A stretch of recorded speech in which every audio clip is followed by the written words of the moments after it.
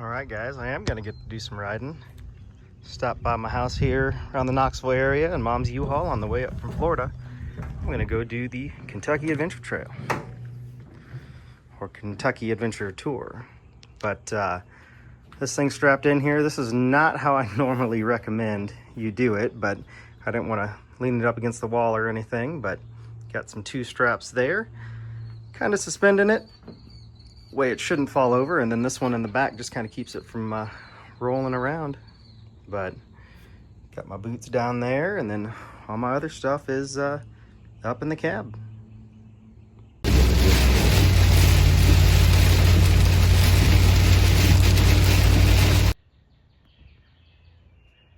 Good morning, everybody.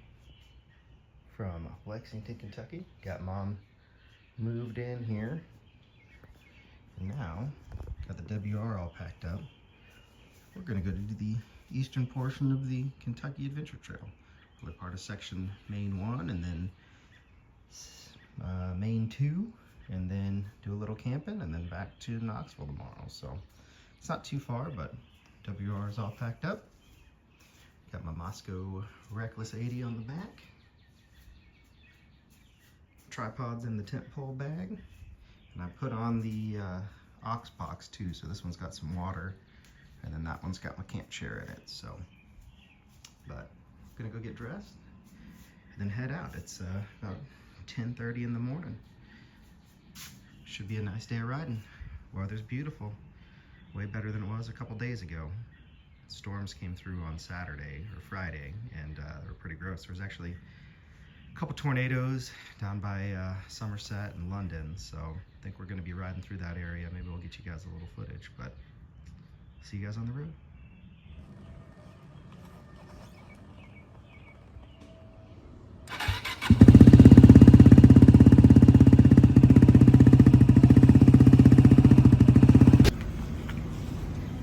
Alright guys, made it to Sand Gap. Not much here, but this is where we're going to pick up the Kentucky Adventure Trail.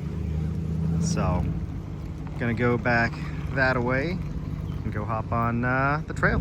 See you guys out there. Well, I'm already just a couple miles in and already dropped the bike. Fun. All right, we made it. We're at our campground in Big South Fork. It's quiet here. There's only 6 sites, all primitive, overlooking the river. I don't know if you can see it down there. Maybe you can, maybe you can't. But discovered a small little issue. This tusk clamp isn't really doing its job, and it's allowed the brake line to contact the rotor at certain times. So I'm going to try and fix that. I think we might go back to the OEM when we get home, but I'm definitely going to need a new brake line. This one's pretty chewed up. That's just life on the road. Fort. Definitely warmer down here than it was up in Lexington, but before I start unpacking, I'm going to kind of go over how I pack. So this is the Moscow Moto Reckless 80. I do have the 2 aux packs that I was talking about today.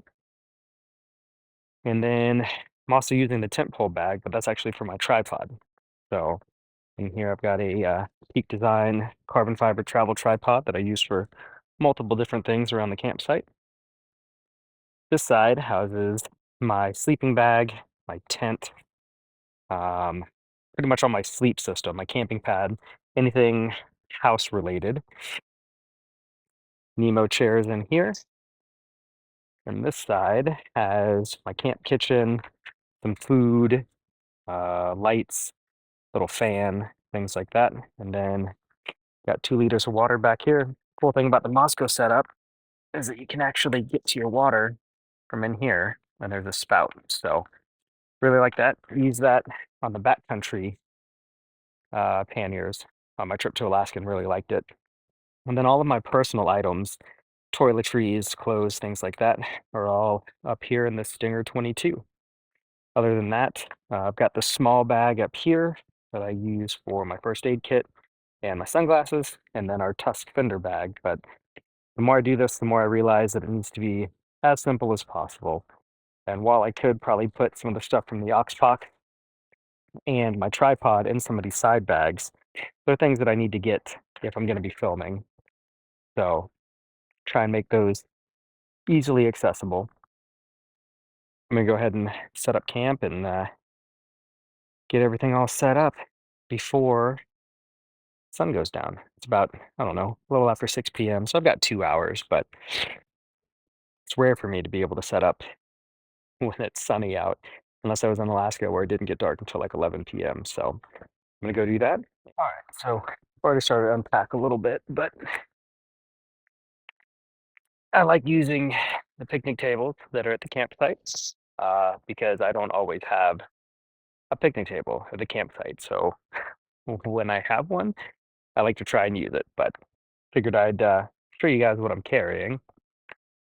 Uh, just some small things in here. Again, this is that Stinger 22 from the top of the Moscow bag, but these are all my personal effects. So this is a little pouch that just has my charge cables, some receipts, my pen, and a couple other things in here, but it's all electronics, things like that. Got my notebook and current novel that I'm reading. I picked up a couple of these small novels. When I'm traveling, I kind of like to sit and read and have leisurely mornings, leisurely evenings. I've got my glasses case and my toiletries, just small toiletry bag. And I've got my packing cube that has my clothes. So not really needed much for this because it's only a couple days. And then my helmet bag is used for my dirty laundry at the moment. But that's all in this bag. And we'll show you some of the stuff in the other bag. All right, let's go through some of these other bags, but real quick, forgot that I have my sandals on my feet. Those were in the Stinger 22. These are Luna barefoot running sandals. They're great for just kind of doing everything in, showering, wearing around the campsite, stuff like that. So for this trip right now, I've got my boots, I've got my sandals, and that's it. So real quick though, in this uh, Oxbox 4 liter, I've got my Nemo camp chair. So I'll be setting this up here shortly, but I have that out here just because it's really simple to grab if I just want to stop at lunch or something, have a place to sit. So it's not in with all of my stuff. I've got a couple of Ramball mounts here too for mounting my phone different places or eventually a camera, but I'm just filming with my iPhone and my AirPods. So maybe we'll make the investment in some better gear. Um, in this bag, let's see what's in this one. I've got one of my Oxpox 4 liter bag. That's for the other side. So I've got that water bladder that I already showed you. But in here, I keep things for the motorcycle. So I've got small chain lube, um, just a bunch of plastic bags, and then I also have a spare fuel pump for the WR. They're known to go bad. Mine's a 2008, which is the worst ones. Got 20,000 miles on it now. Still the original pump. A lot of guys they fail at 1,000 miles or so, and people replace them. But I still have it, so I've started carrying a fuel pump. Got a fuel pressure regulator here too, and then the fuel sock. So that's what's in this bag for now. But I'll try to keep everything kind of compartmentalized. So that's in there. I've got some flexible wipes. These will be my shower tonight because it's the primitive site. Got a little USB fan. Talked about this before. If it gets real stuffy, this works really nice in the tent. You can also use it to stoke the fire. I've got my string lights right here. So this is like a 35-foot string light setup. So we'll be using that tonight. We'll show you what camp looks like after I've set it up too. But for me, like I said, traveling with not a whole lot of stuff. This is my air compressor, and this thing saved my butt when I was in Alaska. But it's just a small air compressor that doesn't really have a whole lot to it. But that I could have used that on my last ride that you saw where I had to replace a tube. I've got a Nemo hammock tarp. Don't have a hammock with me, but This is good for extending some dry space or some shade if you need it. You could also probably pull it out if you need to work in the mud or anything like that too. So it's always good to have. This one's a little big. I might try and research something smaller, but well, big when it's packed. And then my camp kit is down in here. So real simple camp kit, but we kind of go over some of that a little later. The key to being able to travel with a whole lot of stuff is not having uh, it be unorganized. So, and then I also have my little uh, towel, so with some toilet paper. So that's that bag. And then got the other bag now. So this is all my camping stuff. So got short tent poles. This is from a um, Copper Spur HVUL2, and these are super short. I've talked about these before. But I like these because they don't take up a whole lot of space. When I had the backcountry bags, backcountry panniers on the GS, I didn't have any sort of, big tent pole bag or anything. So went ahead and got small, short tent stake or tent poles, and that worked well. Got stake, got my camp pad with my small mini air compressor in here. So this will blow up my camp pad, probably 20 times or so. Haven't quite tested it, but I've used it for multiple weeks, inflating my camp pad every night without issue.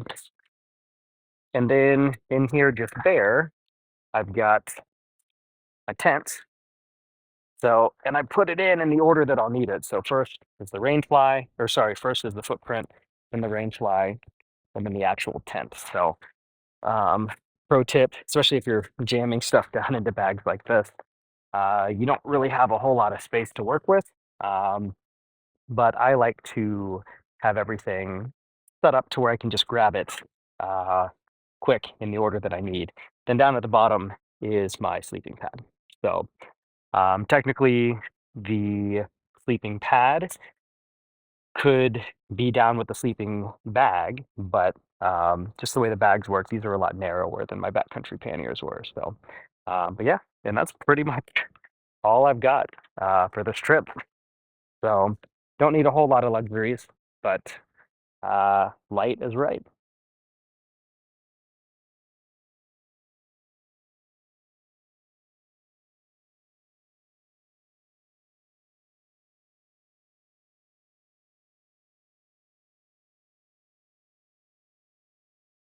All right, so that was a quick time lapse of setting up the tent. Haven't put the rain fly on. I don't really think it's going to rain, and it's kind of muggy, so I might actually leave the rain fly off for now.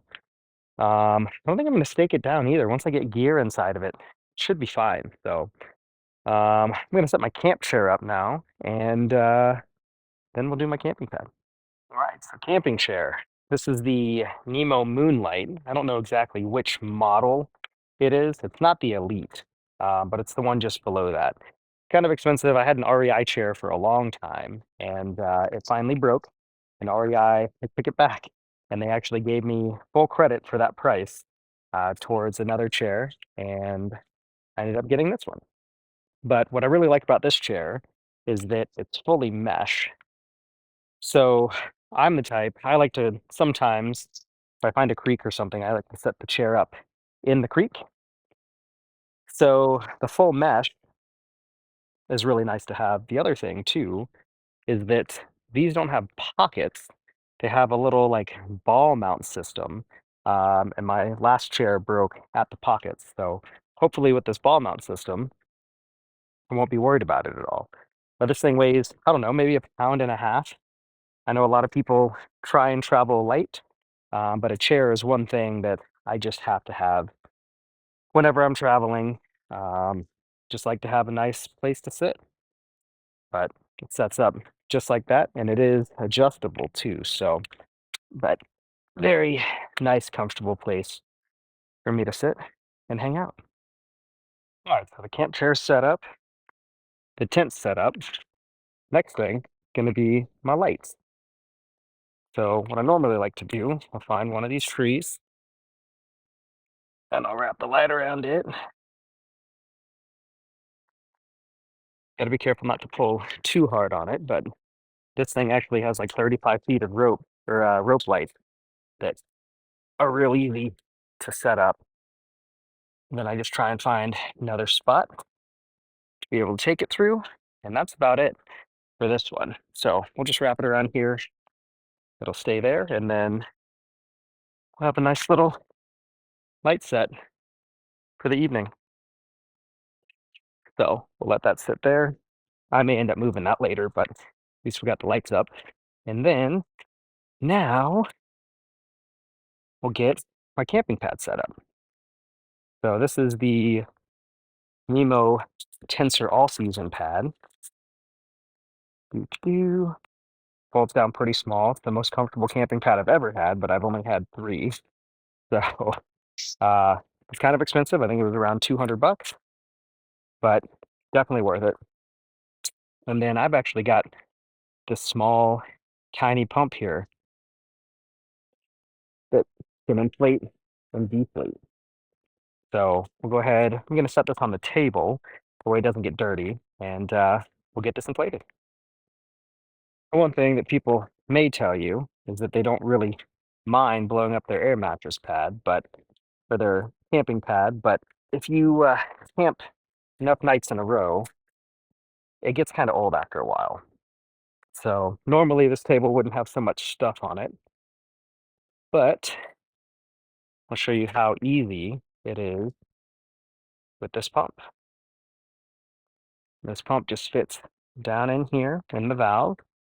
They come with a bunch of different size heads. This is the one that's specific for mine and then my pillow too, but then we just set it here and just let it go. And it shouldn't really take too long, but I won't bore you with it. It takes about a minute, minute and a half or so. Here we go, about a minute, minute and a half later, it is almost done. Let it go a little bit further. But it's just that simple. Saves your lungs. The nice part about this too, you can actually flip it and be able to use it to deflate. So I can really get all the air out of this and make sure that it's packed down as compact as it can be. Generally, I try to stay pretty organized around the campsite just because there's a lot of things. And the longer you're on the road, the more important it is to stay organized. So if you go out for a night, not a huge thing, but really does make life a lot nicer. You're not scrambling looking for stuff. So one thing that I like to do once I've set camp up is to make sure that anything camp related that I'm not using gets put up. So for instance, the rain fly, actually I'm going to leave the rain fly out. I may end up using it if it gets a little dewy, but um, I've got my rain tarp, which I guess I could use too. Maybe I'll leave that out too. But to stay organized. So like for instance, this is the strap that I use to keep my chair together. So I'm gonna put that strap right back in the bag that I use for the chair. And then we'll seal that up, know that it's good. And then all of these other assorted bags, for tent poles, stakes, things like that, I always put them in my dry bag. That way, if it rains or anything, they stay dry. But that way, I know where everything is. I don't care how you do it, but I can tell you that it's important to have a system when you're out camping, especially multiple days in a row. It just makes you a lot less stressed in the morning when you're packing everything up. So just wanted to make that suggestion to you. And then I usually I pick one of my bags and put everything in there just for quick access. That way I know where it is. These are nice because they have pockets so I can see everything. And then I always make sure, just in case it gets dewy or it rains, that I seal these dry bags back up. So that way I don't have to worry about them. And then these usually just live right outside my tent. All right, now I did decide to put the rain fly on. I'm worried about it getting a little dewy tonight, so this will at least keep most of my stuff dry. I'm gonna leave the sides of it rolled up though. I don't think I'm gonna stake them out, but Big Agnes makes this really easy. All this stuff is color coordinated. say that as I miss one.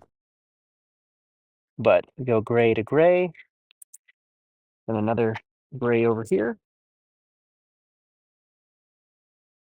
Sun's starting to go down, starting to cool off a little bit. Feels nice. This gray, do do do, and then over here are the oranges. So we just put this on. We'll roll the sides up. This should prevent anything inside from getting a lot of dew on it. Now I got it all set up, and those doors are open. Gonna be nice. Hopefully we get breeze going through there tonight. I'm gonna go work on the bike now. And I'm glad I caught this when I did. I had some reservations about this thing when I put it on here. Um, but I think this just solidifies it. I got to do something to hold this in here a little bit better. Now, I did have a pretty good off today. Um, was riding through what I thought was a mud hole, but it was a mud hole, but it had just a straight line, like a straight line down it. Didn't realize it, so hit it probably 20, 25 miles an hour. And I think that's when this probably had some issues. I definitely came off the bike. It was not a nice one, but this will get replaced. This is still the original 2008 brake line, and I'm just riding highway back to the house. So I think as long as I get this really cinched down here, it won't come loose. But definitely going to need a completely new brake line. And my brand new ratchet screwed up already. Cool. Oh, that's why we carry an adjustable wrench.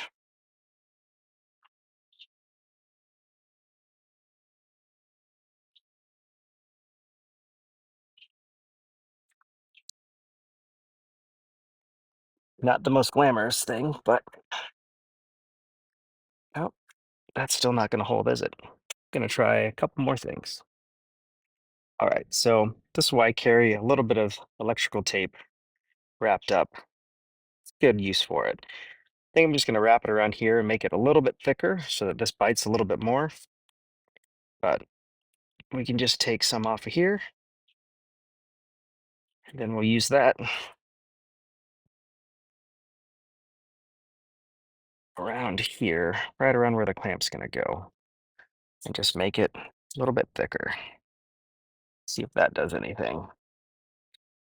Again, we're just going home on a state highway, so no off-road.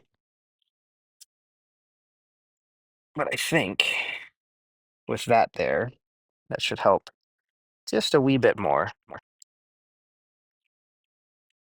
And I'll really tighten the crap out of it.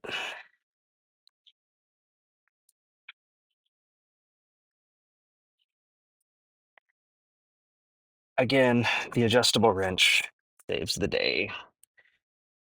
Some people just call this a wrench because to them, it's all they have.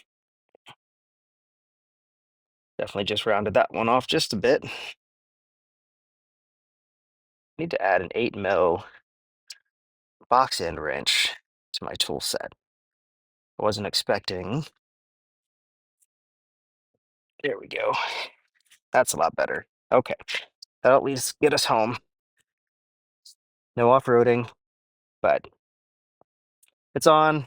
Both got rounded off once each, and I should probably get like a T-handle or something just in case that ratchet breaks. They were always adding more and more things. All right, so the bike's all repaired. I think I'm gonna go and sit down and have a beverage and some chips. But yeah, should be a nice evening. Camp's all set up. So it's been a good day of riding.